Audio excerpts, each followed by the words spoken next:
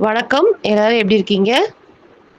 இதுவரைக்கும் நம்ம சேனல்ல நம்ம போட்டிருக்க எல்லா கதைகளுடைய லிங்க்கும் கீழ டிஸ்கிரிப்ஷன்ல குடுத்துருக்கேன். பார்க்காதவங்க அதெல்லாம் பாருங்க. சரி, வாங்க நம்ப இன்னைக்கு கதைக்குள்ள போலாம். இன்னைக்கு நம்ம பார்க்க போற கதை கொஞ்சம் வித்தியாசமா இருக்கும். இந்த கதைய நீங்க கேட்டதுக்கு அப்புறம், உங்க வாழ்க்கையில இந்த கதைய கொஞ்சம் சோதிச்சு பாருங்க. உங்க வாழ்க்கையும் இந்த கதையும் ஒரே மாரி இருக்கான்னு ஒப்பிட்டு பாருங்க. கண்டிப்பா இந்த கதை உங்க வாழ்க்கையில ஒரு மாற்றத்த கொண்டு வரும்னு நெனைக்கிறேன். சரி வாங்க கதைக்குள்ள போலாம். இந்த கதையோட பேர் வந்து "ஹூ மூவ்ட் மை சீஸ்". இது ஒரு ரொம்பவே பிரபலமான ஆங்கில கதை. கண்டிப்பா நம்ப சப்ளிமெண்டரி அப்படின்னு சொல்லுவாங்க. அதாவது துணைப்பாடம்னு சொல்லுவாங்க. அந்த மாரி நமக்கு இங்கிலீஷ்ல வந்திருக்கும். நான் காலேஜ் படிக்கும்போதெல்லாம் வந்து இந்த கதை வந்திருந்தது எனக்கு சப்ளிமெண்டரியா. சில பேருக்கு தெரியும், சில பேருக்கு தெரியாது. சரி நான் கதை சொல்றேன். இது வந்து ரொம்பவே பெரிய கதை. நான் அதோடைய விளக்கம் மட்டும் குடுக்குறேன். சரி வாங்க கதைக்குள்ள போலாம். ஒரு ஊர்ல ஒரு 4 ஜீவன்கள் வாழ்ந்து வந்தாங்க. யார் யாரு அப்படின்னா, 2 எலி, 2 குட்ட மனிதர்கள். இந்த 2 எலி பேரு வந்து ஸ்னிஃப் அண்ட் ஸ்கரி. அந்த குள்ள பசங்க பேரு வந்து ஹெம் அண்ட் ஹாரி. இந்த ஹெம், ஹாரி, ஸ்கேரி, ஸ்னிஃபி இவங்க 4 பேருமே என்ன பண்ணுவாங்க அப்படின்னா, தினமும் போயி அவங்களுடைய உணவ தேடுவாங்க. அவங்களுடைய உணவு என்ன தெரியுமா? சீஸ். அதுதான் அவங்களுடைய உணவு. அதுவும் அவங்க எல்லா சீஸையும் சாப்பிட மாட்டாங்க. அவங்களுக்கு புடிச்ச மாரி சில சீஸ் இருக்கும். அந்த சீஸ மட்டும் தான் சாப்பிடுவாங்க. இப்படி அவங்களுக்கு புடிச்ச மாரி ஒரு சீஸ ஒரு இடத்துல கண்டுபிடிக்கிறாங்க. அந்த இடத்துக்கு சீஸ் ஸ்டேஷன் சி அப்படின்னு சொல்லிட்டு பேர் வச்சுக்கிறாங்க. ஏன்னா, அங்க தான் அவங்களுக்கு புடிச்சமான சீஸ் நிறைய கிடைக்குது. அப்படிதான் தினமும் போயி அவங்க சீஸ சாப்பிடுவாங்க. ஆரம்ப காலகட்டத்துல ஸ்னிஃப், ஹாரி, ஹெம், ஹா இவங்க எல்லாருமே வேகமா, அதாவது ரொம்பவே சீக்கிரமா காலையில எந்திரிச்ச உடனே வேலையா அந்த சீஸ நோக்கி போனாங்க.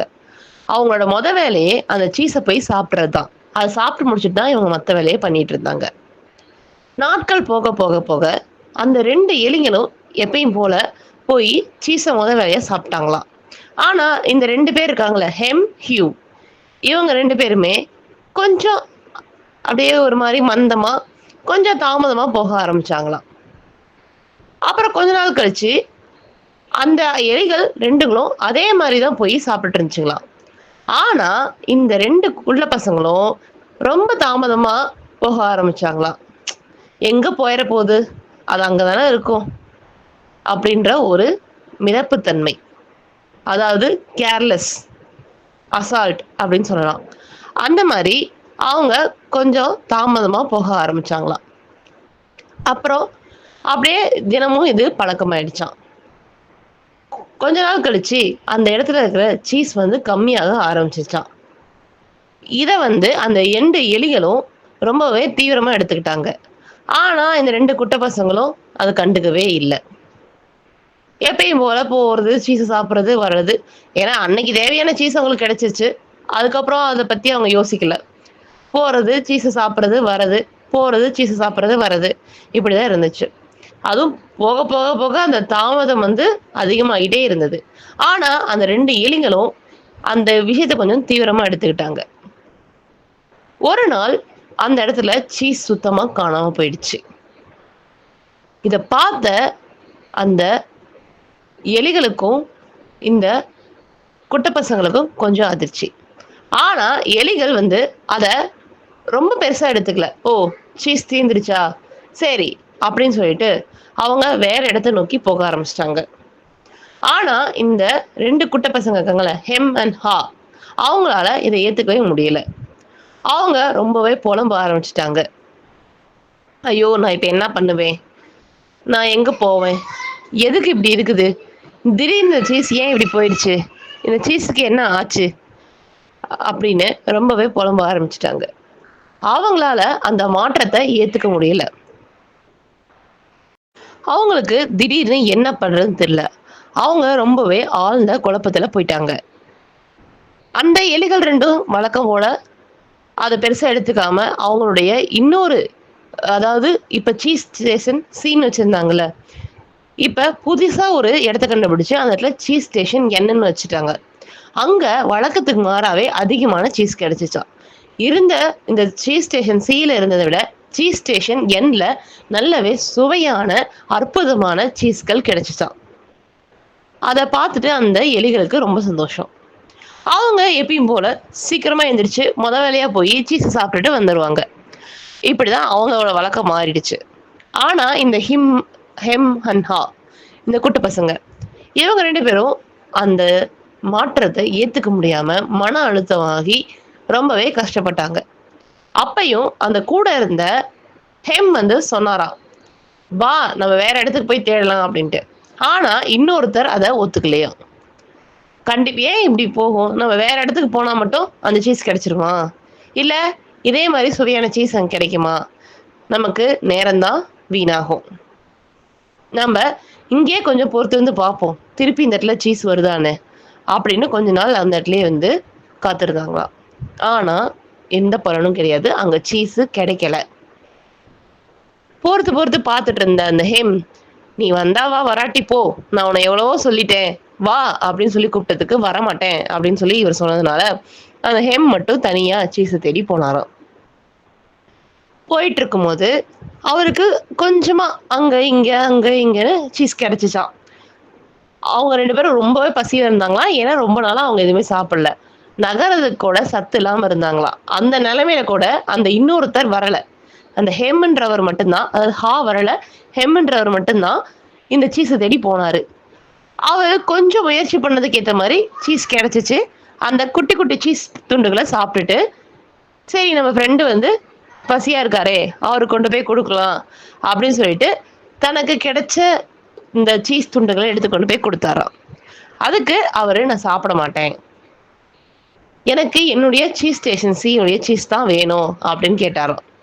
அது கிடைக்கல. ஆனா, "உன் நிலைமை ரொம்ப மோசமா இருக்கு. இத சாப்பிட்டா மட்டும் தான் உன்னால பொழைக்க முடியும். நீ அத விட்டுட்டு அதுலருந்து வெளியில வா. இந்த சீஸ வந்து எடுத்து சாப்பிடு" அப்படின்னு சொல்லி சொன்னாராம். அதுக்கு அவரு, "என்னால முடியாது" அப்படின்னு சொல்லிட்டாராம். இந்த ஹெம் வந்து அவரை எவ்வளவோ சமாதானப்படுத்தினாராம் ஹாவ. ஆனா, அவங்க ஹா வந்து சமாதானமே ஆகல. அதனால ஒரு கட்டத்துல எவ்வளவோ கெஞ்சி பார்த்துமே ஹா வந்து சமாதானம் ஆகல. அந்த இடத்த விட்டு வெளில வரல. அப்பதான் அவர் வந்து என்ன சொன்னாராம், அந்த ஹெம் வந்து, "அந்த இடத்துல இருந்து நான் போறேன். உனக்கு வேணும்னா நீ வந்து இந்த இடத்துல இருந்து வெளியில வா. நீ முயற்சி பண்ணி நீ தேடினா மட்டும் தான் உனக்கு கிடைக்கும். இதுவரைக்கும் கிடைச்சுச்சே" அப்படின்னு வந்து அவர் கேட்டாராம் ஹா. அதுக்கு இவர் சொன்னாராம், "கிடைச்சுச்சு. ஆனா இப்ப கிடைக்கல. இந்த மாற்றத்த நீ ஏத்துக்கிட்டு, இதுலருந்து வெளியில வந்து, ஒரு புது மாற்றத்த நீ உருவாக்கிக்கணும். உன்னுடைய புது உலகத்த நீ உருவாக்கி தான் ஆகணும். நீ வெளியில வா" அப்படின்னு சொன்னாராம். முடியாது அப்படின்னு சொன்னதுனால, ஹெம் வந்து, "நீ வந்தா வா, வராட்டி போன்ட்டு" அவர் பாட்டுக்கு அவர் வழியில அந்த சீஸ தேடி போக ஆரம்பிச்சுட்டாராம். இந்த ஹெம் வந்து சீஸ தேடி கொஞ்சம் கொஞ்சமா போக ஆரம்பிச்சுட்டாராம்.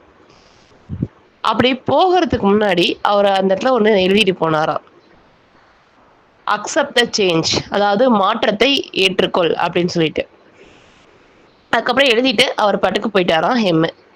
போயிட்டு எல்லா இடத்துலயும் தொலாவுனாராம். கொஞ்சம் கொஞ்சமா அந்த சீஸ தேடி அந்த வாசனைய வச்சு நுகர்ந்து சீஸ் இருக்க இடத்த கண்டுபிடிச்சாராம். கரெக்ட்டா அவரும் அந்த சீஸ் ஸ்டேஷன் எண்ணுக்கு போயிட்டாராம். அங்க போய் பார்த்தா, அவங்க எலி நண்பர்கள். அவங்க ஸ்னிஃப் அண்ட் ஸ்னரி. அவங்க ஏற்கனவே அங்க இருந்தாங்களாம். இத பார்த்த ஹெம்முக்கு ஆச்சரியமா இருந்துச்சாம். "நீங்க ஏன் என்கிட்ட சொல்லல?" அப்படின்னு கேட்டாங்களாம். அதுக்கு அந்த எலி நண்பர்கள் சொன்னாங்களாம், "நாங்க தான் உங்கள பார்க்கிறதே இல்லையே. நாங்கலாம் முன்னாடி சீக்கிரமா வருவோம். நீங்களும் சீக்கிரமா வருவீங்க. நாங்க பார்த்துக்குவோம். ஆனா இப்ப எங்க கொஞ்ச நாளா நீங்க வரதே ரொம்ப தாமதமாயிடுச்சு. அதனால தான் எங்களால உங்கள பார்க்க முடியல" அப்படின்னு சொல்லி சொன்னாங்களாம். அப்ப அந்த ஹெம் கேட்டாராம், "உங்களுக்கு இது முன்னாடியே தெரியுமா? இந்த மாரி சீஸ் ஸ்டேஷன் சில சீஸ் காணாம போயிடுச்சு" அப்படின்னு சொல்லி சொன்னாராம். அந்த எலிகள் சொன்னாங்களாம், "எங்களுக்கு இது முன்னாடியே தெரியும். ஏன்னா சீஸ் ஸ்டேஷன்ல இருக்க சீஸ் வந்து நாளுக்கு நாள் குறைய ஆரம்பிச்சிருச்சு. கண்டிப்பா இது வந்து ஒரு ஆபத்த விளைவிக்கும்னு எங்களுக்கு முன்னாடியே வந்து தோணுச்சு. அதனால தான் நாங்க அங்க சீஸ் கம்மியா இருக்கும்போதே ஒரு புது இடத்த நாங்க கண்டுபிடிச்சோம். அப்பயே நாங்க கண்டுபிடிச்சு வச்சதுனால, அங்க ஒரு மாற்றம் வரவும், நாங்க இந்த இடத்த தேடி வந்துட்டோம்.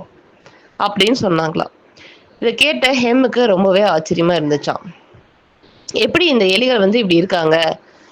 அதே மாரி தானே நானும் சொன்னேன். ஆனா ஹெம் சொல்லியிருப்பாரு முன்னாடியே. இந்த மாரி வந்து சீஸ் வந்து கம்மியாயிட்டே இருக்க மாரி இருக்கு அப்படின்னு சொல்லிட்டு. ஆனா அவரு தான் ஹா தான் கண்டுக்கவே மாட்டாரு. அப்படியே இருந்திருப்பாரு. சரி ஹேமுக்கு வந்து தன்னுடைய தவற புரிஞ்சுக்கிட்டாரு. ஹா தான் வரல. குறைந்தபட்சம் நாமளாவது வந்து தேடி இருக்கணும். சரி இப்பயாவது நம்ப ஹாவ விட்டுட்டு தனியா வந்து தேடி வந்துட்டு, இந்த சீஸ் ஸ்டேஷன் என்கிட்ட வந்துட்டோம். இனிமே இந்த சீஸ் பிரச்சனை இல்ல. அப்படின்னு நினைச்சுட்டு நல்லா வயிறு நம்ப சாப்பிட்டாராம். அதுக்கப்புறம் இன்னும் அவருக்கு புடிச்ச மாரியான சீஸ் துண்டுகள், அதாவது என்ன சொல்லுவாங்க? ஃப்ளேவர். அது நெறையாவே இங்க இருந்துச்சாம். அதான் ரொம்பவே வந்து சந்தோஷமா, ரொம்ப நாளைக்கு அப்புறம் சீஸ் கிடைச்ச மகிழ்ச்சியில சாப்பிட்டாராம். நல்லா வயிறார சாப்பிட்டுட்டு, சரி நம்ம ஃப்ரெண்டுக்கு கொஞ்சம் கொண்டு போய் குடுக்கலாம் அப்படின்னு யோசிக்கும்போது, அவருக்கு அப்ப தோணுச்சாம். ஆமா, நம்ம கொண்டு போய் குடுத்தப்ப அவன் என்ன சொன்னான்? முடியாதுன்னு தான் வேணான்னு தானே சொன்னான். சரி, எவ்வளோ நாள் அப்படியே இருக்க முடியும்? கண்டிப்பா அவன் அதுலருந்து வெளில வந்து ஆகணும். அவனா அதாவது அவனா அவனுடைய அந்த எண்ணத்துலருந்து வெளில வந்து, இந்த சீஸ தேடி வர வர வரைக்கும், அவனால எந்த மாற்றத்தையுமே வந்து ஏத்துக்க முடியாது. அவனே வெளில வரட்டும் அப்படின்னு நெனச்சுக்கிட்டு, இந்த சீஸெல்லாம் வந்து சாப்பிட்டுட்டு இருந்தாராம். சாப்பிட்டுட்டு அவங்க எதிரி நண்பர்கள் கிட்ட இதையும் கேட்டு வச்சுக்கிட்டாராம். இப்ப இங்கேயும் காலியானா, வேற ஏதாவது சீஸ் ஸ்டேஷன் கண்டுபிடிச்சிருக்கீங்களா? அப்படின்ட்டு. அவங்க வந்து இன்னும் இல்ல. இதுவே வந்து 1 மாசத்துக்கு வந்து இருக்கும். இருந்தாலும் நாம வந்து இன்னொரு ஸ்டேஷன வந்து கண்டுபிடிக்க ஆரம்பிக்கணும். அப்படின்னு சொல்லி எல்லாம் பேசிக்கிட்டு இருந்தாங்களாம். திடீர்னு அங்க யாரோ வர மாரி இருந்துச்சாம். இவங்க 3 பேரும் பதட்டமாயிட்டாங்களாம். யாரு வராங்க அப்படின்னு சொல்லிட்டு. வேக வேகமா வர மாரி இருந்துச்சாம். அப்புறம் பார்த்தா, வேற யாரும் இல்ல. அவங்களுடைய நண்பர் தான் வந்திருந்தாரு. கடைசியா அவரு அந்த அவருடைய மனப்பான்மைய விட்டுட்டு, அந்த மாற்றத்த ஏத்துக்கிட்டு, அவரு அங்க இருந்து இங்க சீஸ் ஸ்டேஷன் என்ன கண்டுபிடிச்சு வந்திருந்தாரு. வந்துட்டு அவரும் வயிறு நெம்ப சீஸ சாப்பிட்டாரு. இவங்க 4 பேரும் ஒண்ணா சேர்ந்து, அதுக்கப்புறம் நேரா எங்கெங்கலாம் சீஸ் ஸ்டேஷன் இருக்குன்றத முன்கூட்டியே கண்டுபிடிக்க ஆரம்பிச்சுட்டாங்க. இந்த கதை வந்து உங்களுக்கு ரொம்ப சிம்பிளா இருக்கலாம். ஆனா, இந்த கதையில அந்த ஆத்தர் என்ன சொல்ல வராரு, அதாவது அந்த எழுத்தாளர் என்ன சொல்ல வராருன்னா, நம்ம வாழ்க்கையில சில விஷயம் நமக்கு கிடைச்சிட்டு இருக்கும். நாம்ப அத எடுத்துக்கிட்டு இருப்போம்.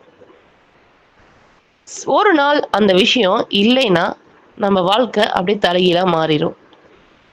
சில பேர் அந்த விஷயம் மாறுது அப்படின்றத முன்னாடியே தெரிஞ்சுக்குவாங்க. இல்ல இது இவ்வளவு காலம் தான் இருக்குன்றத முன்கூட்டியே தெரிஞ்சுக்குவாங்க. அதுக்கேத்த மாரி அவங்க வேற ஏதாவது மாற்றத்த கண்டுபிடிச்சு வச்சிருப்பாங்க. அதாவது தீர்வு. அத கண்டுபிடிச்சு வச்சிருப்பாங்க. இன்னொருத்தவங்க வந்துட்டு, அது நடந்ததுக்கு அப்புறமேட்டு தான் அத வந்து ஏத்துக்குவாங்க. ஏத்துக்கிட்டு கொஞ்சம் கொஞ்சமா அந்த இதுலருந்து வெளில வருவாங்க. அந்த மாற்றத்துலருந்து. வெளில வந்து அடுத்த கட்டத்துக்கு நகர்ந்து போவாங்க. இன்னும் சிலர் அதையே புடிச்சு உட்கார்ந்துகிட்டு இருப்பாங்க. அந்த மாற்றத்துலருந்து வெளில வரவே மாட்டாங்க. வேற எதையும் அவங்க ஏத்துக்கவும் மாட்டாங்க. அப்படிப்பட்டவங்க நம்ம என்னதான் அறிவுரை சொன்னாலும், அவங்க அதுலருந்து வெளில வரமாட்டாங்க. அவங்களா அத உணர்ந்து அதுலருந்து வெளில வந்தா மட்டும் தான் உண்டு. அதான் இந்த கதையில சொல்லியிருப்பாங்க. இவங்க 4 கதாபாத்திரங்கள் சொல்லியிருந்தாங்கல்ல, அதுல பார்த்தீங்க அப்படின்னா, அந்த 2 எலிகள் ஸ்னிஃப் அண்ட் ஸ்கரி. அவங்க எப்படிப்பட்டவங்க அப்படின்னா, ரொம்பவே தெளிவான ஆளுங்க. அது அங்க தான் இருக்கு. இருந்தாலும் அந்த சரியான நேரத்துக்கு போயி, அத வந்து எடுத்துக்குவாங்க. அதே மாரி இந்த ஹெம் அண்ட் ஹா அவங்க வந்து கொஞ்சம் ஆவரேஜ் பீப்பிள்ன்னு சொல்லுவாங்க. அவங்க வந்து அந்த மாற்றத்த வந்து நிகழ்ற வரைக்குமே பொறுத்திருந்து, அதுக்கப்புறம் தான் கொஞ்சம் கொஞ்சமா அவங்கள மாத்திக்கிட்டாங்க. அந்த ஹெம் அப்படின்றவர் வந்துட்டு ஈஸியா அதாவது ஒரு விஷயம் நடந்துருச்சு. சரி ஓகே. இத நம்ம ஏத்துக்கலாம்னு சொல்லிட்டு கொஞ்சம் கொஞ்சமா அந்த இதுலருந்து வெளில வந்துட்டாரு. மாற்றத்தை ஏற்றுக்கக்கூடியவர். ஆனா, அந்த கடைசி வரைக்கும் அத ஏத்துக்கல. ஆனா, எப்படியோ கடைசியா அத உடைச்சுட்டு வெளில வந்துட்டாரு. இப்படிதாங்க நம்ம எல்லாருமே இருக்கிறோம். நமக்கு ஒரு விஷயம் ஈஸியா கிடைக்குது அப்படின்னா, அது கிடைக்கிற வரைக்கும் நம்ம எடுத்துக்கிட்டே இருப்போம். அதாவது சொல்லப்போனா கம்ஃபர்டபிள் ஜோன். நாம ஒரு விஷயம் வந்து நமக்கு ஏதாவது நம்ம டெய்லியும் வேலைக்கு போறோம். அந்த வேலை நமக்கு இருந்துகிட்டே இருக்கு. சம்பளம் வந்துகிட்டே இருக்குது. ஆனா, இந்த வேலை வந்து செக்யூர்டா இருக்குதா? எத்தனை நாளைக்கு இந்த வேலை வந்து நமக்கு இருக்கும் அப்படின்றது நமக்கு தெரியாது. ஒரு சில புத்திசாலிகள் என்ன பண்ணுவாங்க, இப்ப இந்த வேலை இல்லைன்னா நம்ம என்ன பண்ணலாம்? அதாவது பிளான் பின்னு சொல்லுவாங்க. அந்த மாரி. இந்த வேலையில இவ்வளோ பிரச்சனை இருக்கு. கண்டிப்பா இது வந்து என்னைக்காவது ஒரு நாள் இந்த வேலை நமக்கு போகும். அப்ப அந்த வேலை போகும்போது நம்ம என்ன பண்ணலாம் அப்படின்றத முன்கூட்டியே அவங்க வந்து யோசிச்சு வச்சிருப்பாங்க. இன்னும் சில பேர் வந்து வேலை போகிற வரைக்குமே வந்து அங்க வெயிட் பண்ணுவாங்க. வேலை போனதுக்கப்புறம் கொஞ்சம் கொஞ்சமா அத ஏத்துக்கிட்டு, அதுலேருந்து வெளில வந்து வேற வேலைய தொலவுவாங்க. இன்னும் சிலர், ஐயோ! வேலை போயிருச்சே, வேலை போயிருச்சே, வேலை போயிருச்சே நம்ம என்ன பண்ணுவோம்? என்ன பண்ணுவோம்? என்ன பண்ணுவோம்ன்னு புலம்பிக்கிட்டே இருப்பாங்க. அவங்க எல்லாருமே வந்துட்டு அந்த மாற்றத்தை ஏத்துக்கிட்டு, அத வந்து நம்ப அடுத்த கட்டத்துக்கு போகணும். ஒரு சிலர் முன்கூட்டியே வந்து யோசிச்சு வச்சிருப்பாங்க. ஒரு சிலர் வந்ததுக்கு அப்புறம் தான் யோசிப்பாங்க. ஒரு சிலர் வந்ததுக்கு அப்புறமும் யோசிக்க மாட்டாங்க. புலம்பிக்கிட்டே இருப்பாங்க. அப்படிப்பட்டவங்க ஒரு கட்டத்துல அவங்க கூட வந்து யோசிச்சு அதுலருந்து வெளில வந்துருவாங்க. இந்த கதைய வந்து நம்ம தெரிஞ்சுக்கிறது என்னன்னா, எந்த ஒரு விஷயமும் மாறும். எதுவுமே நிரந்தரம் கிடையாது. எல்லா விஷயமும் மாறும். இன்னைக்கு நம்மகிட்ட இருக்கிறது நாளைக்கு இல்லாம போகும். நம்மகிட்ட இருக்கு தானே, இதுக்கு என்ன பிரச்சனை அப்படின்னு நம்ம நினைச்சிட்டு இருக்க, ரொம்ப அத்தியாவசியமான விஷயம் கூட நாளைக்கு இல்லாம போகும். என்ன இருந்தாலும் நம்ப அந்த மாற்றத்த ஏத்துக்கணும். மாற்றத்த நம்ப என்ஜாய் பண்ணணும். மாற்றம்ங்கிறத நம்ம உணரணும். மாற்றம் அப்படின்னாவே நம்ம பயந்துக்கிறோம். அப்படி இல்லாம, அத ஒரு புது நண்பனாக நாம வந்து அத ஏத்துக்கணும். அது கூட பழக ஆரம்பிச்சுக்கணும். அதுதான் இந்த கதையுடைய தீர்வு. இந்த கதை உங்களுக்கு பிடிச்சிருக்குன்னு நினைக்கிறேன். உங்களுக்கு பிடிச்சிருந்தா லைக் பண்ணுங்க, ஷேர் பண்ணுங்க, சப்ஸ்கிரைப் பண்ணுங்க. எப்பயுமே அக்பர், பீர்பால் கதைகள், தெனாலிராமன் கதைகள் போட்டுட்டு இருந்தோம். ஒரு மோட்டிவேஷனலா இருக்கட்டுமே சொல்லிட்டு இந்த கதையை நாங்க போட்டிருக்கோம். மாற்றம், அதை ஏற்றுக்கொள்வோம், அதை அணுக கற்றுக்கொள்வோம், அதோடு பழக கற்றுக்கொள்வோம். நன்றி.